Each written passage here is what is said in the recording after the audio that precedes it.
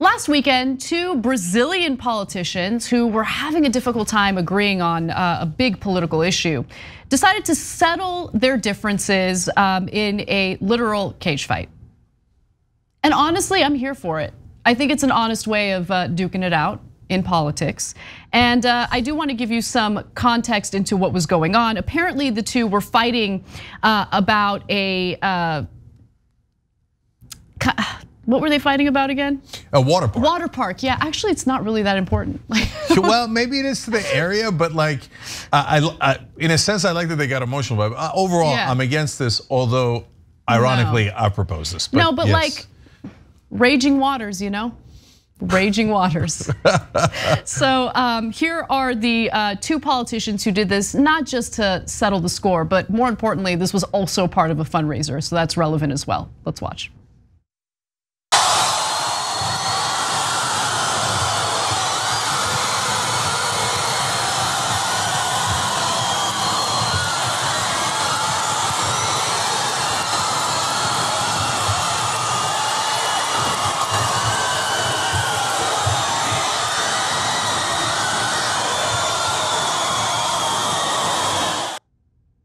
Hot. Well, look, so that portion of the video is almost unfair to them. That's when they got tired and they're swinging wildly. I think that looked pretty good. That didn't even look that bad. I watched the beginning of the fight. Yeah. And I was like, they're actually pretty good. Dude, we're Americans. Our members of Congress are like approximately 85 years old. And I'm not trying to be an ageist. I'm just keeping it real. You ain't gonna see members of US Congress engaging in a fundraiser cage fight. It's just not gonna happen. Yeah, and so you're right, Anna, because the very first thing I thought when I started watching the fight is, man, they're young. Because our donors, our donor class, which runs this country, likes that they have politicians that are safe return on investment. That's why they stay around till they're 85, because the donors can bank on them. They know when I bought Mitch McConnell, he stayed bought. A new guy, I don't know. A lot of them are progressive, and I'm not sure that I can get good return on investment. Whereas Pelosi and Schumer and McConnell have been delivering for me for decade after decade. That's why we have old politicians. Anyway, back to Brazil. Look, politicians kicking the crap out of each other is not a good way to settle policy issues, okay? And the core of it was the water park. By the way, to this day, the reporters didn't clarify whether they're gonna get the water park or not. And one of these guys is a mayor of a major city in Brazil. Yeah, let me actually give you guys a little more context, because there's details that you should know about. So the MMA match pitted Simão Peixoto, a 39-year-old mayor, against former councilor Ireno Alves da Silva, age 45. The two had been feuding over a water park project and taking shots at each other in the local press and social media for months. And then finally, they decided the best way to settle their beef was a good old-fashioned fight.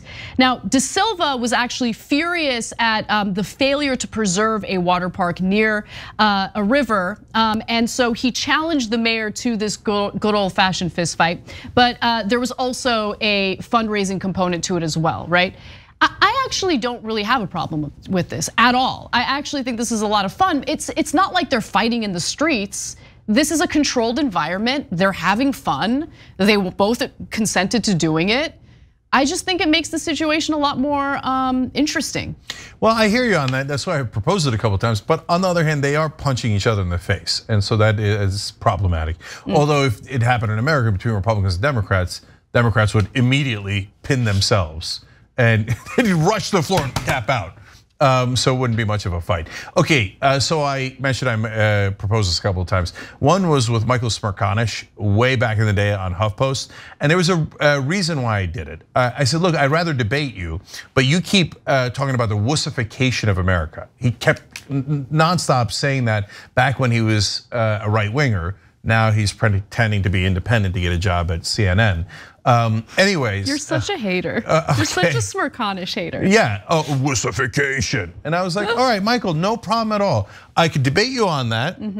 Or if you want, and you think we're such wussies, us on the left, let's step into the ring, okay? Sanction, not any vigilante nonsense. No, sanction ring, because you're so tough. And we're such wussies, it'll be really easy for you. You know what he did? This is a true story. he went and cried to mommy, which in that case was Ariana Huffington.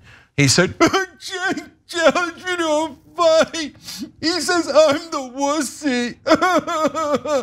And tried to get me kicked off of Huffington Post. That is actually pretty funny. Yeah. And a bad look for Smirkanish. Yeah, that's because apparently he's a wussy. Yeah. And so, and some of you might have heard I did something similar with Joe Rogan, because they're not actually tough guys. They're playing tough guys, right? I don't know. I think Rogan's a little different from Smirkanish. Yeah, definitely. Smirkanish, no question, ran instantly to mommy. Yes. And he was clinging onto her skirt. Please save me, mommy, please.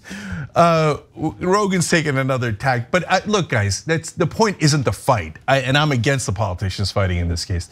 The point is to point out that they're not the tough guys. They all, oh yeah, if you're manly, you don't take a vaccine. If you're manly, you don't listen to doctors. What do doctors and scientists know? You listen to meatheads. All right, we can settle it in an intellectual way, or if you want, we can settle it in a meathead way. I'm good with either. But you don't own this whole idea of masculinity. You're clowns.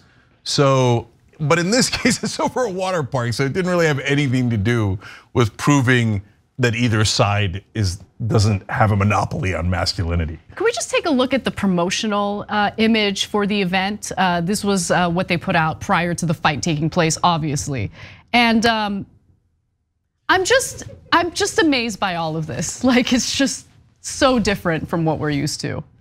Can you imagine any one of our politicians shirtless, like posing in a picture like that? Please no. God, it would be a disaster. Picture Mitch McConnell. Oh God, I was gonna say, imagine like Paul Gosar. Oh, he looks like, if Satan existed, I would imagine he would look like Paul Gosar. Or Kenneth Copeland, that prosperity preacher. Oh, totally, totally. Anyways, so guys, look, understand whenever the right wing does all that tough guy talk, they never mean it. They're all posers, okay? And that's why I do the challenges that I do to expose them, because I'm tired of the Democrats constantly asking for apologies instead of fighting back. Thanks for watching The Young Turks, really appreciate it. Another way to show support is through YouTube memberships. You'll get to interact with us more. There's live chat emojis, badges. You've got emojis of me, Anna, John, JR. So those are super fun. But you also get playback of our exclusive member-only shows and specials right after they air. So all of that, all you gotta do is click that join button right underneath the video. Thank you.